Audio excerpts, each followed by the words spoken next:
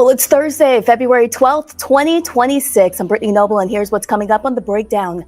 Today marks day 2 of the Love Forward Together March in North Carolina as activists continue their journey from Wilson to Raleigh, calling for a moral and political awakening all across the country. Black Star Network correspondent Wesley Lowery is on the ground with marchers and will join us live with the latest. A 75-year-old man in Alabama is facing execution, even though prosecutors say he was not the shooter. Now, jurors and the victim's family are urging Governor Kay Ivey to grant clemency. An orthopedic surgeon joins us to explain why mobility, strength, and prevention may be the key to living longer and living better. The breakdown starts right now.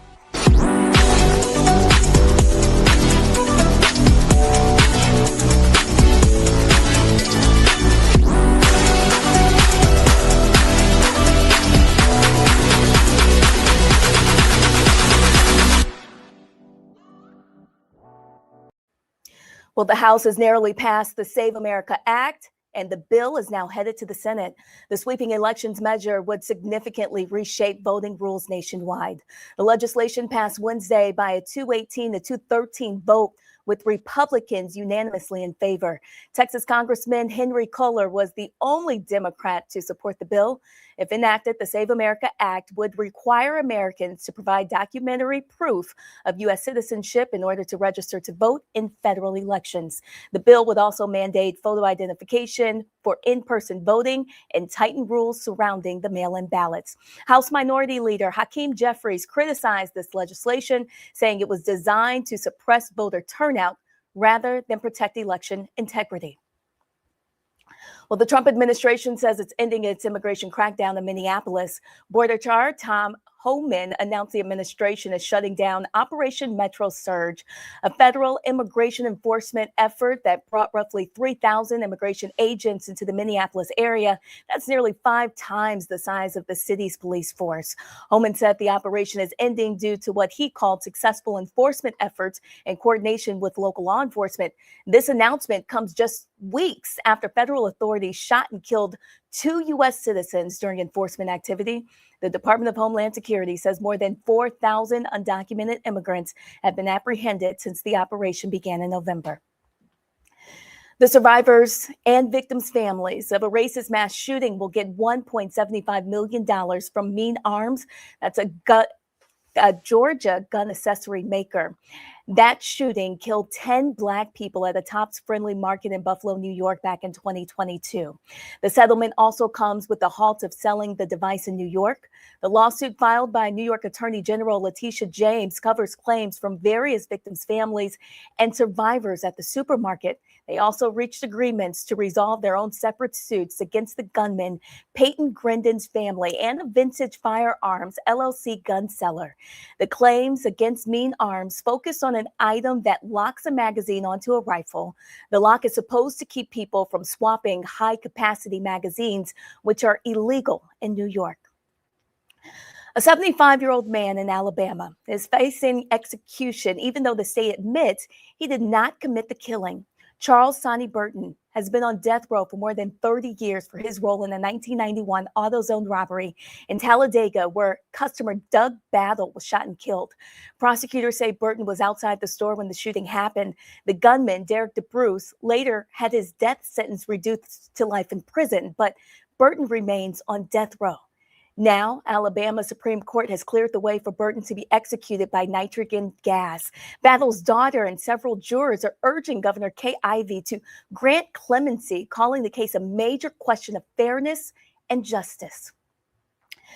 The family of 41-year-old Jean Wilson Brutus says the healthy Haitian asylum seeker died after spending 24 hours in custody at the Delaney Hall ICE Processing Center in Newark, New Jersey.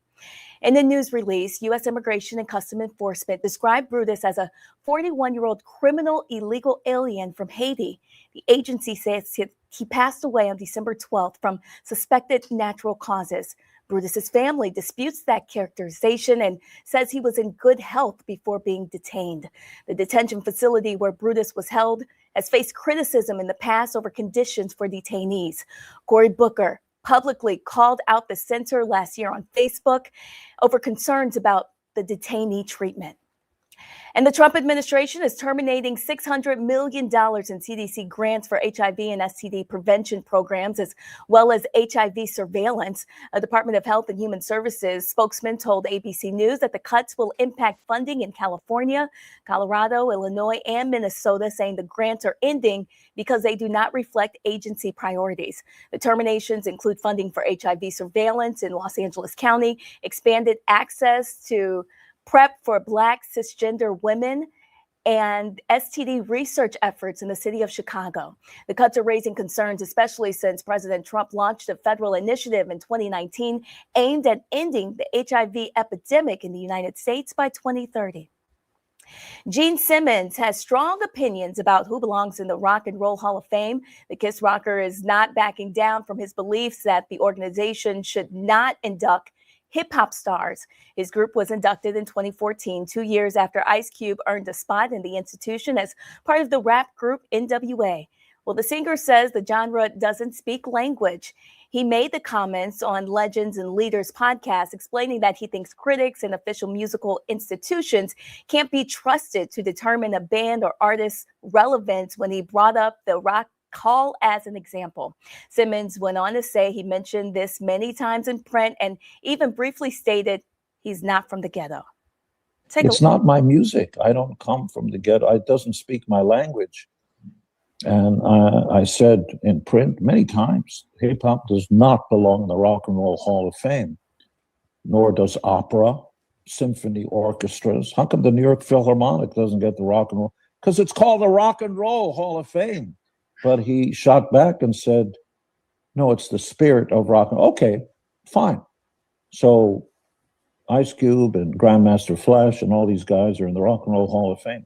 I just want to know when Led Zeppelin's going to be in the Hip Hop Hall of Fame. Oh, you can't do that. Oh, really? No. Music has labels because it describes an approach. By and large, rap, hip hop, is a spoken word art. And you put, beats in back of it and somebody comes up with a musical phrase, but it's verbal. Ice Cube and I had a back and forth, and he's a bright guy, and I respect what he's done. A hidden safe house, once used by the Underground Railroad, has been discovered inside one of New York City's most well-known historic museums, the Merchant's House. The landmark was once a residential home, later preserved as a historic site in 1936, showcasing what life looked like for a wealthy family in the late 1800s. But behind a row of bedrooms on the second floor, researchers uncovered a vertical passageway believed to have been used by freedom seekers traveling in a secret during slavery. Historians say the discovery adds new evidence of how enslaved Africans escaped bondage, often with the help of both Black and white abolitionists. The Underground Railroad was a hidden network of safe houses and secret routes that helped guide people from the slavery legalized South to freedom in northern states. Coming up, the Black Star Network's Wesley Lowery has live coverage of the Love Forward Together March. That's a multi-day movement calling for political change and awakening in North Carolina. We'll go to him after the break. Remember, for more news headlines and in-depth coverage 24 hours a day, please visit the Black Star Network, your source for stories that matter to our community. We'll be right back. You're watching The Breakdown with Brittany Noble on the Black Star Network.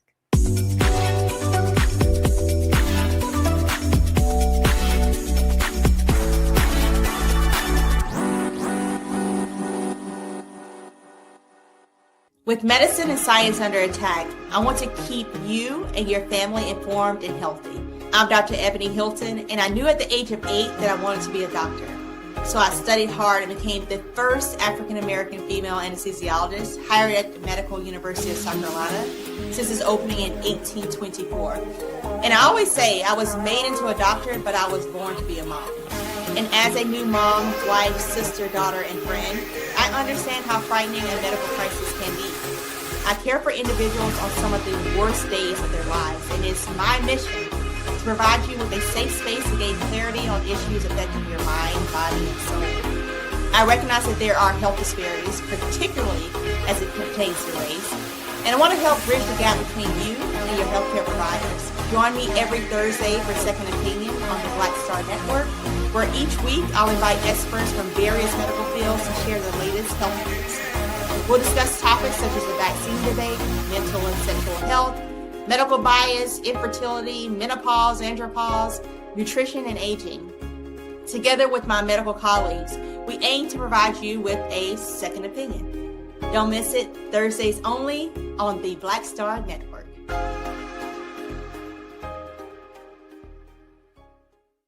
If in this country right now, you have people get up in the morning and the only thing they can think about is how many people they can hurt, and they got the power, that's the time for mourning. For better or worse, what makes America special, it's that legal system that's supposed to protect minorities from the tyranny of the majority. We are at a point of a moral emergency. We must raise a voice of outrage. We must raise a voice of compassion. And we must raise a voice of unity. We are not in a crisis of party versus party. We are in a crisis of civilization, a human rights crisis, and a crisis of democracy itself. And guess what? You've been chosen to make sure that those that would destroy, those that would hate, don't have the final say, and they don't ultimately win. I'm Risa Colbert, and you're watching the Black Star Network.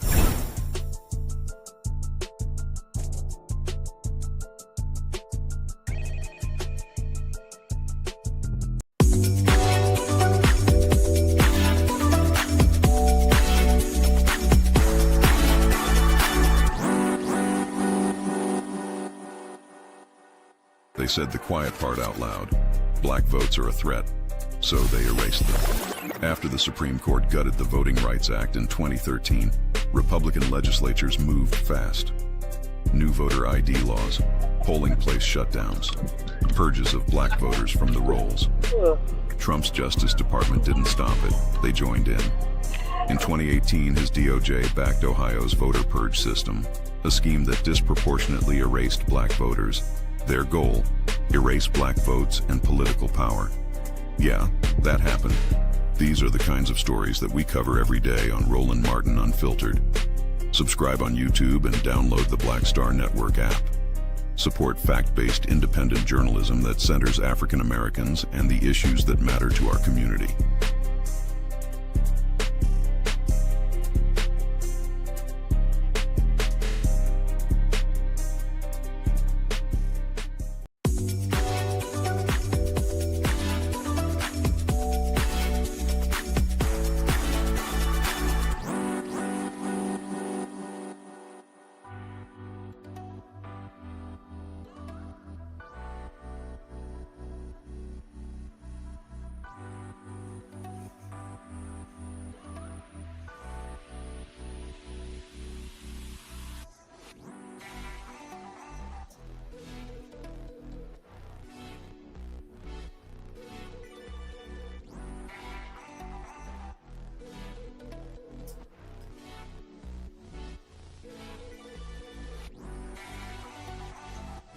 Well, today marks day 2 of the Love Forward Together March in North Carolina. Black Star Network correspondent Wesley Lowery is there with the marchers as they travel to Raleigh from Wilson. Bishop William J. Barber II has worked with others to organize this movement as he calls for the nation to a moral and political awakening. Black Star Network's Wesley Lowery joins us now from the march that's already in progress. Wesley, tell us what's happening.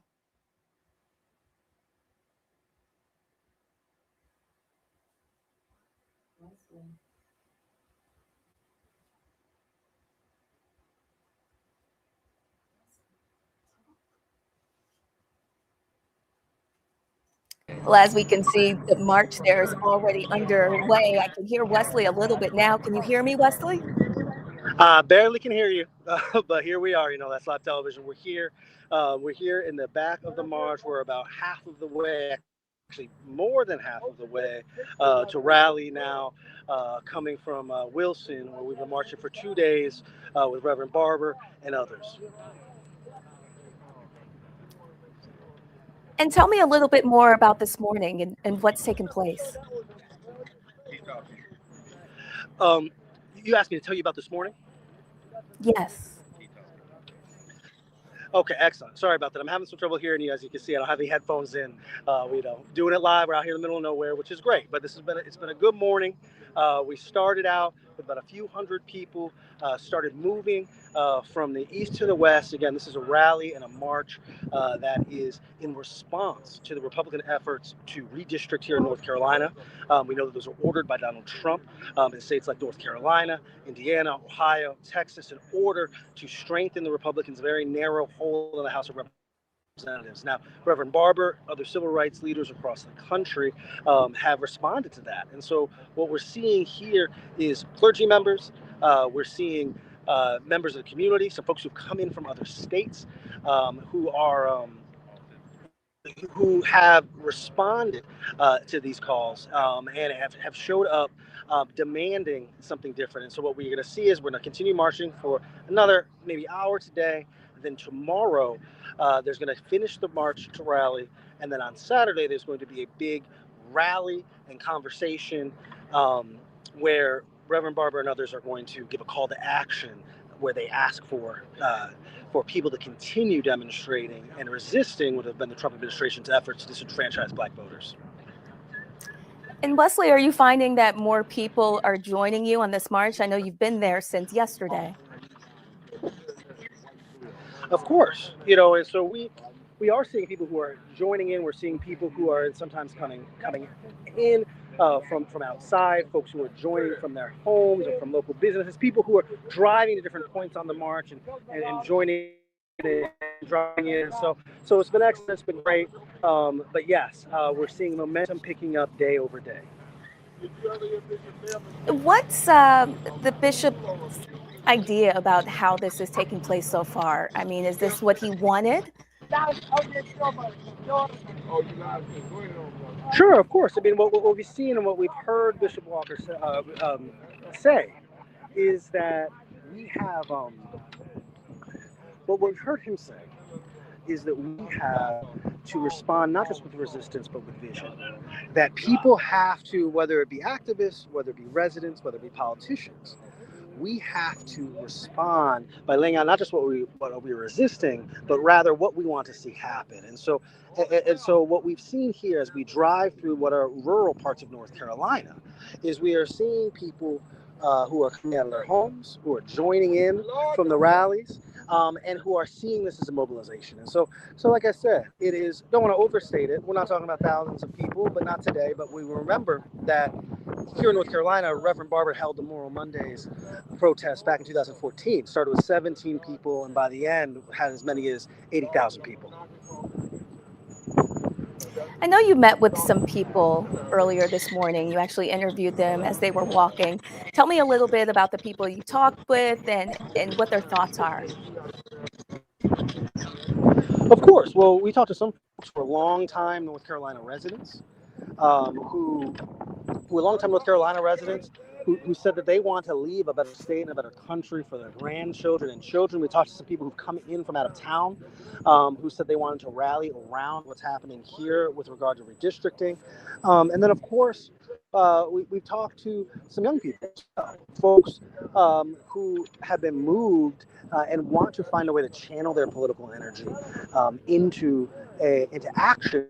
What we're seeing, ICE and virtual deployed in cities across the country, as well as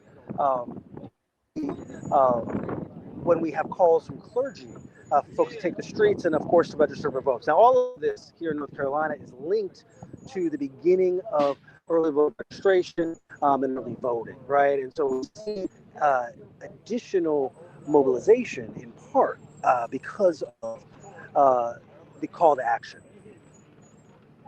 Well, what about the people in the neighborhoods? Has there been any response to this massive march happening right now? Yes.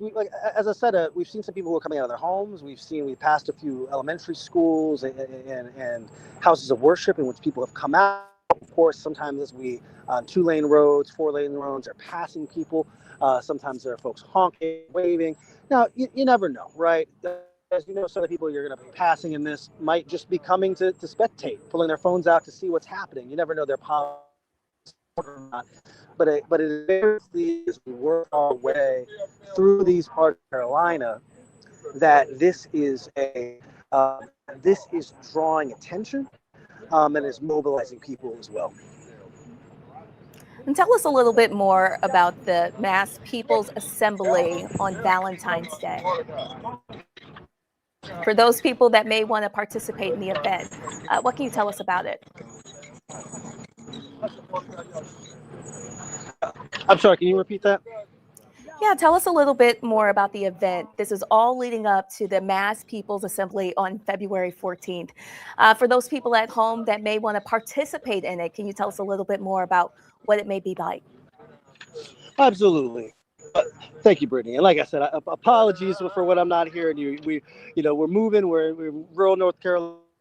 We're just making it as we go. It's going to be a massive rally at the State House that, again, is going to be an event that is pegged to registering voters, getting out early voting, as well as giving a clear call to action, right? That what if you are at home who is concerned about what is happening, whether that be with ICE, whether that be with the Trump administration, whether that be with redistricting, the aim is to create protest, demonstration, have people's voice be heard, but also to give them specific things that they can do. And so Reverend Barber said there's 7 specific things, but one thing I always say is that when you talk about protest, when you talk about rally, when you talk about demonstration, you are always creating community. People are coming out, they're meeting people they didn't know, they're finding ways to pool resources. And so that you have what's happening today, but then what we also have is is folks who are being asked to put 5 people in a group text message and have them come meet us in Raleigh on Saturday. And so it's going to be very interesting to see how many people show up and what the message is. I also think it's interesting as we look at the video today that there are people there from all different backgrounds coming together, and walking and marching together. Absolutely. Multiracial set of folks. This is we've seen clergy from across different denominations. We've seen a lot of Black people, white people, Latinos. It really is and as I said, we're moving through a pretty rural part of North Carolina here. We're in between the cities, right? And so a lot of the folks coming out are folks who maybe politically wouldn't support a rally like this. But what is also true, and Reverend Barber has stressed this several times, is that this is an area where there were many tens, if not hundreds of thousands of people who were registered to vote in the last election and did not vote in the last election. And so it's not just about mobilizing people who maybe have been completely disaffected, but also people who are apathetic, people who are registered, who have voted previously, but for one reason or another sat out the most recent election. This is giving them a call to action to say, look, if you don't like what's going on, you need to show up come the midterms. All right, Wesley Lowery reporting live from North Carolina on the Love Forward Together Mass People's Assembly that's coming up on the 14th, all organized by Bishop William J. Barber II. We appreciate you, and we know that you'll have much more today on Roland Martin Unfiltered, which starts at 6 p.m. Eastern. Also coming up, Roland Martin has a deep discussion with Dr. Frederick D. Hayes III about how to fight against voter suppression and build political power in Black communities. That's coming up after this break. Stay with us.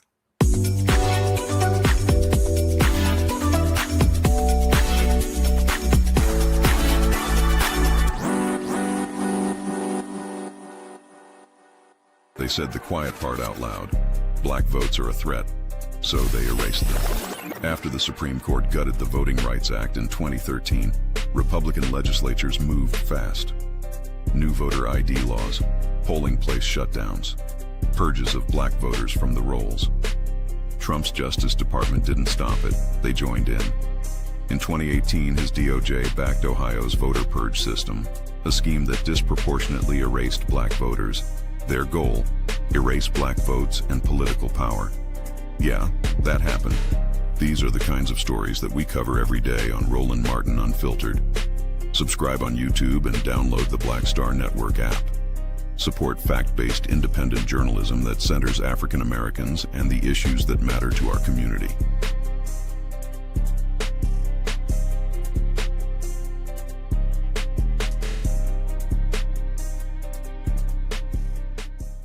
If in this country right now, you have people get up in the morning and the only thing they can think about is how many people they can hurt, and they got the power, that's the time for mourning. For better or worse, what makes America special, it's that legal system that's supposed to protect minorities from the tyranny of the majority. We are at a point of a moral emergency. We must raise a voice of outrage. We must raise a voice of compassion. And we must raise a voice of unity. We are not in a crisis of party versus party. We are in a crisis of civilization, a human rights crisis, and a crisis of democracy itself. And guess what? You've been chosen to make sure that those that would destroy, those that would hate, don't have the final say, and they don't ultimately win. What's happening? This is your man, Motown recording artist Kim. You are watching the Black Star Network.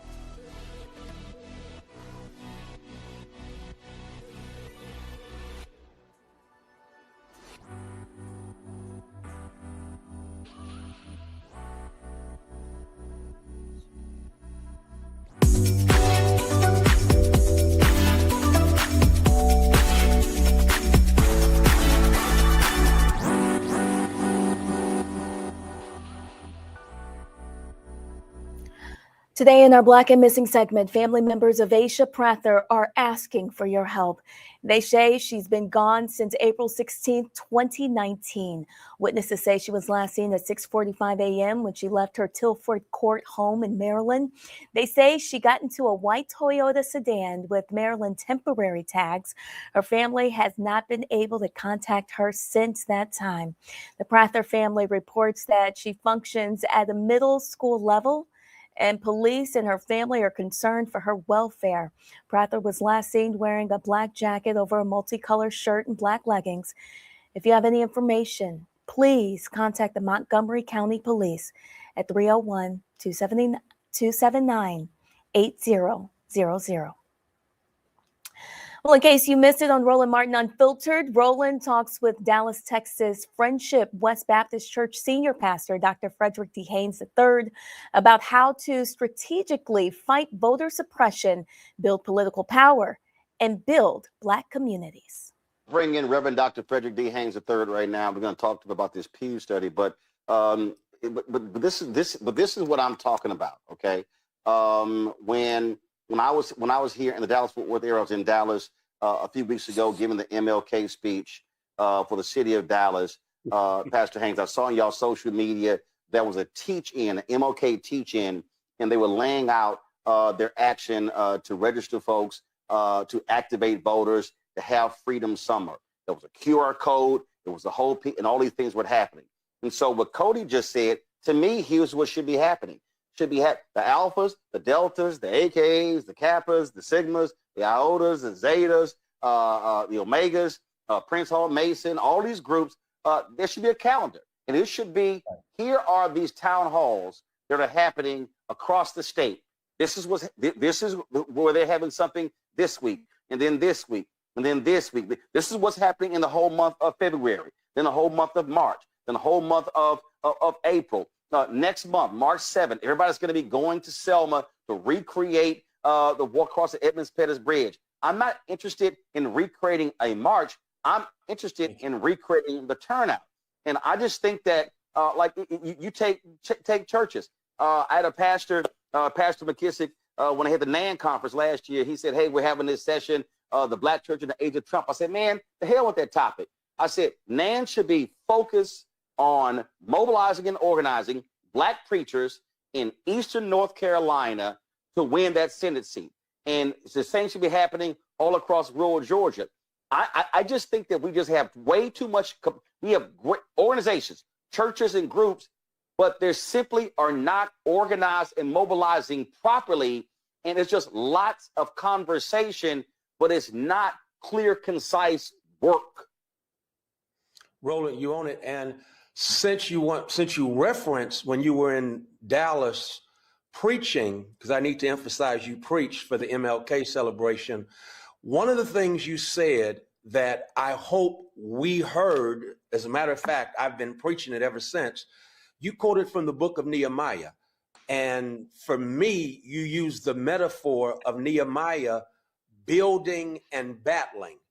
In one hand, they had tools to build the wall. In the other hand, they had tools to fight the enemy. And for me, what you're saying and the conversation you just had, we basically need to be planning to build our communities, build political power, build, and at the same time, we need to battle against voter suppression. We need to battle against all of the things that are determined to undermine the effort to vote. Right here in Dallas, Roland, as you well know, for decades, we've been able to vote in Dallas County and throughout the state of Texas, really, from early voting up through election day at any voting site in the county. This year, right, because some people don't want some people to vote, they're only allowing that during early voting, but come election day, you can only vote at your assigned site. And some of the sites that we used to have, we no longer have. And so March 3rd is going to be a hot mess of chaos because of the fact that some people don't want some people to vote. Now, if we do what you're saying, we are outlining every single week, we're going to do this. One of the things we're trying to do, especially with this campaign, is not only get people out to the polls early, but to structure and strategize ourselves so that just in case some folk didn't hear us and go to the polls on March 3rd, we are ready to give them rides where they need to go. We're ready to educate them as to where their site is. But the bottom line is there's a strategy that has been used against us, and we've got to be strategic ourselves. And so Roland, again, preached it. We got to be ready to build and battle. Yeah, and I just want people to understand you don't have to ask anybody's permission. No. Gary Chambers is doing. They're doing these teach-ins in Louisiana. When I spoke in Columbus, Ohio last year, I was laying out to the brother there, and they were trying to do this whole citywide thing, and we were at dinner, and I was like, yeah, he was like, let me explain what we're gonna do. I just felt what they were doing was 30,000 feet. I said, bro, I need you to bring that on the ground, as Joe Madison said, put it where the ghost can get it. I said, we got to simplify this. We got to explain to people. City Hall 101, county government 101, school district 101. And what you just laid out, people have to understand that that in Texas, when you have a governor and when you have, they control the Secretary of State, then with the Attorney General, they are then controlling the voting apparatus. And then they are also screwing over blue counties, Harris County, Dallas County, because they are upset that they're actually blue. Well, when we don't vote, then they are still in power. Republicans did that in North Carolina. And so it's getting our folks. In fact, I sent a text the other day to the folks in North Carolina. I said, hey, y'all are 14 seats down in the House. Republicans control it. Okay, what seats are y'all targeting this election? You can't pick up all 14. Oh, you're targeting 5 or 6. What are the 5 and 6? And then what are you focused on in the next election? We had yesterday, there's 2 sisters on talking about protect our health care. And they were like, oh, we need this bill that Lauren Underwood, it passed in the House. I said, hey, you need 60 votes, right? They said, yeah, we got 47 in Democrats, right? I said, y'all need to identify the 13 so we know who to target.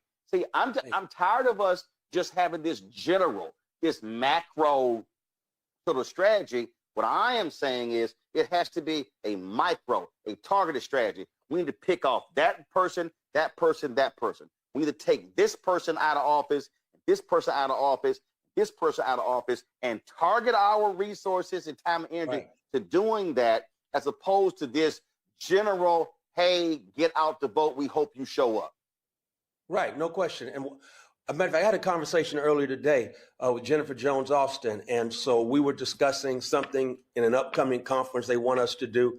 And basically, they want us to do what you're saying we don't need to do any more of, and that is to have a conversation about what's going on, as opposed to a mobilization for what we need to do going forward. And one of the things that we as a people have to get delivered from, and that is these panel discussions where all we do is talk about theories, but we never get around to mobilizing the practice. As you know, right now, we're in the midst of what was going on 70 years ago in Montgomery, Alabama. They didn't have no studies and panels about how to put on a bus boycott, or they were not having studies and panels to discuss how bad the bus system was in Montgomery. No, they decided, I'm sick and tired of this. As a matter of fact, Claudette Colvin said she got radicalized when her boy got railroaded for a crime he did not commit. And Claudette Colvin decided to sit down on the bus because they made up their minds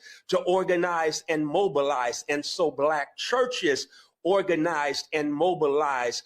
Miss Robinson organized and mobilized. This is our time for theoretically discussing what's going on, how bad things are. That has to be done with. We now have to start thinking strategically and thinking about mobilization, because everything that is being done to us is a result of strategic thinking. It's a result of them playing chess.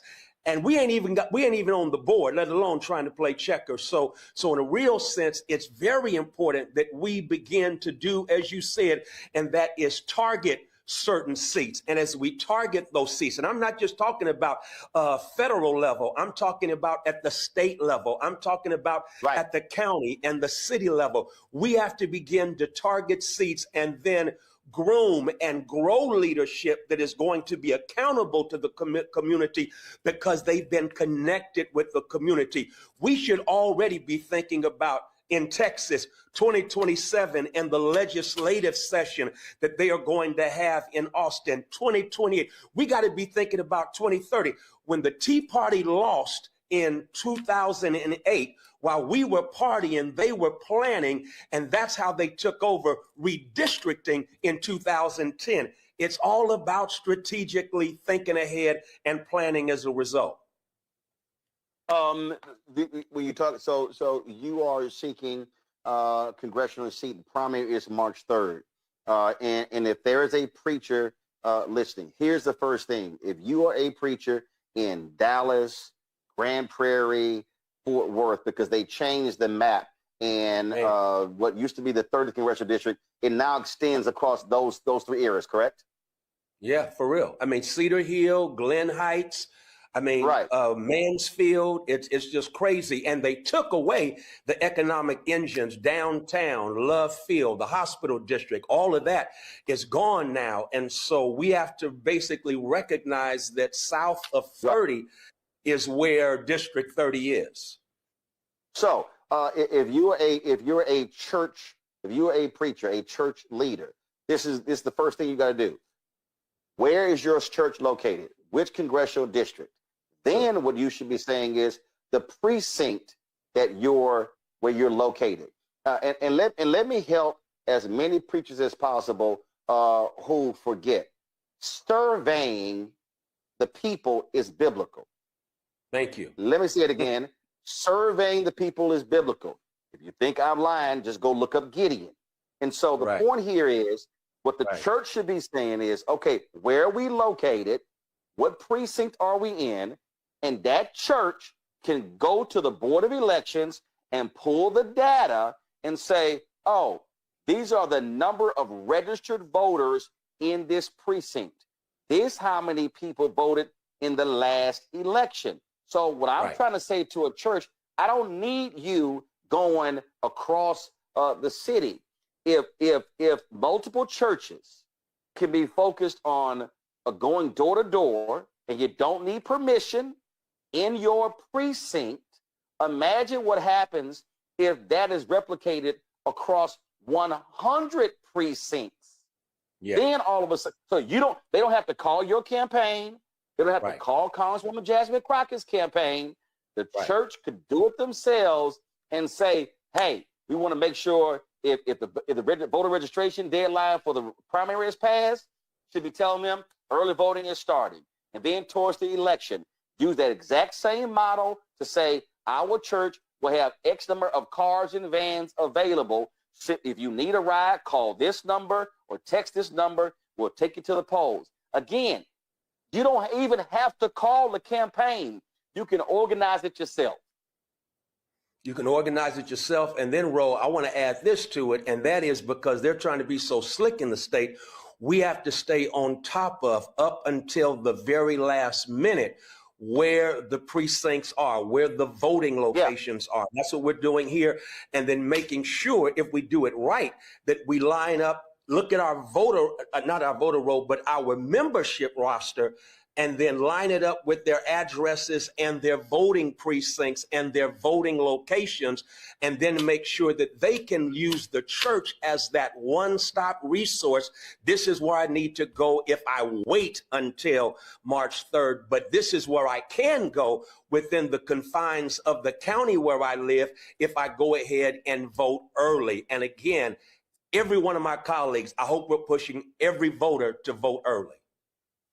Absolutely. We were going to talk about something else, but I ain't care about them white evangelicals. We talking about how do we mobilize and organize our people. Come on. And that's really what this is about. And again, folks, the Texas primary is March 3rd. North Carolina is also March 3rd. So wherever you are listening, I need you to look at your state, and you need to find out when the primary is in your state. Carol in the control room, tomorrow, I need y'all to pull a list and we need to lay out the primaries that are in March. We need the dates, the primaries that are in April, in May, so we can let folks know that because again, I'm sick and tired of Black people undervoting and not maximizing our capacity. Final comment, Reverend Haynes. Well, again, Roland, I'm just go back to what you said. It's been my mantra since I heard you speak in Dallas, and that is we got to build power and we got to battle against all that we're up against. And I ain't got to go there with this audience, but we got to build and we got to battle. And that requires being strategic in our thinking and thinking beyond. Again, we got to go after this election, no question about it, because it's upon us right now. But Roland, right after this election, we got to start thinking about 27, 28, 29, 30, and beyond. It's all about the chess game now. Absolutely. The day after November election, 26, I'm already focused on 27. Come on, man. That's just and that's just how it is. Reverend Haynes, I appreciate it, Fred. Thanks a lot. Well, tonight on Roland Martin Unfiltered, Roland will speak with the chair of North Carolina's Democratic Party about the party's strategy for the midterms. He will also cover key developments in the Louisiana Cancer Alley. That's the environmental racism case. And DeMaurice Smith, former executive director of the National Football League Players Association, will share insights on why no Black head coaches were hired during this hiring circle. You won't want to miss Roland Martin Unfiltered tonight, 6 p.m. to 8 p.m. Eastern on the Black Star Network. Well, coming up after the break, everyone's talking about longevity, but the real question is, how do you stay strong enough to enjoy the life you're living? An orthopedic surgeon will join us after the break to explain why mobility and prevention could be the missing link in Black health, what you can start doing right now to protect your body long term. And if you like the work that we're doing here at the Black Star Network, understand that your support is absolutely critical to the work that we do. You can support us via Cash App using the Stripe code in the bottom left-hand corner. You can also help us out with credit cards. PayPal's are Martin Unfiltered, Venmo RM Unfiltered, Zelle at RolandSMartin.com, Rolling at RolandMartinUnfiltered.com. And if you're old school, You can send us a check and a money order. It's all payable to Roland Martin Unfiltered, P.O. Box 57196, Washington, D.C. 20037-0196. Our goal is to raise $1 million by December 31st, and so we really, really appreciate your support. We'll see you after the break.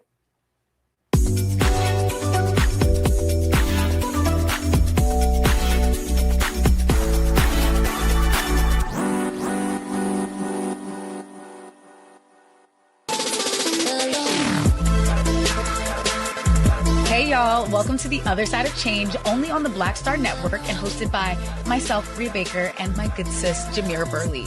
We are just two millennial women tackling everything at the intersection of politics, gender, and pop culture. And we don't just settle for commentary. This is about solution-driven dialogue to get us to the world as it could be and not just as it is. Watch us on the Black Star Network, so tune in to The Other Side of Change.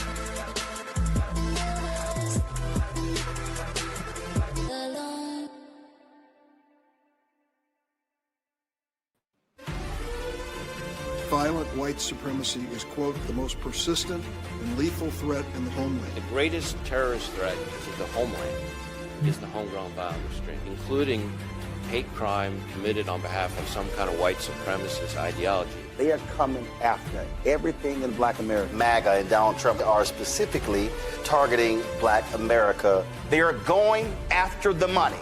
Attack Black Lives Matter. Attack critical race theory. Attack woke, DEI. MAGA wants to defund Black America. This is a perfect example of their desire to completely degrade and de-emphasize Black people.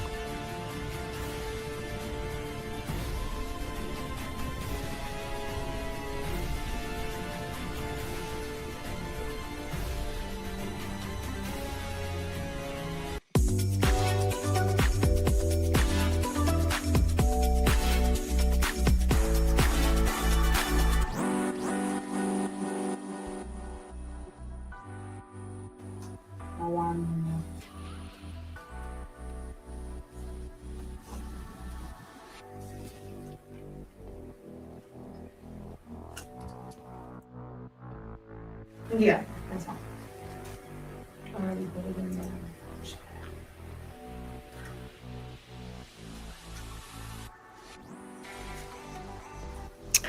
Well, today on The Breakdown, we're talking about something that's been trending in wellness spaces, medical circles, and even celebrity culture, longevity medicine. But this isn't just about living longer. It's about living better. It's about aging with strength, mobility, and independence, and making sure that we grow older and we're not just surviving, we're thriving. And for Black communities in particular, this conversation is urgent because we all know the statistics: higher rates of chronic illness, higher rates of disability, lower access to preventative care.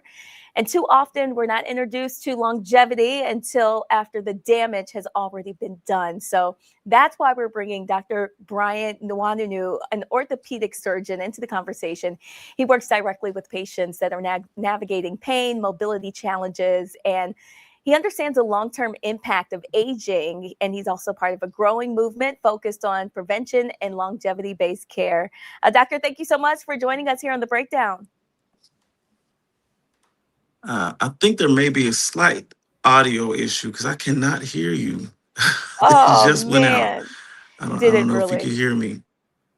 Okay. Well, here's what we can do. If he cannot hear us, folks, this is live TV. We will have to pre-record his interview and bring him back into the show because you still can't hear me now. No, he cannot. All right. That's all right. We will make sure to have this conversation here on The Breakdown because it's so important that we talk about longevity medicine. All right, that is going to do it for us here on The Breakdown. We thank you so much for joining us today. As always, you can go to Black Star Network for news 24 hours a day. We'll be back tomorrow at 12 noon Eastern time. And of course, Roland Martin will have his Roland Martin Unfiltered show here on the Black Star Network. His show starts at 6 p.m. Eastern. It lasts until 8. We just appreciate you guys for supporting us here on the Black Star Network. I'm Brittany Noble. You can follow me online at The Noble Journalist, and I'll see you again tomorrow. Have a great day.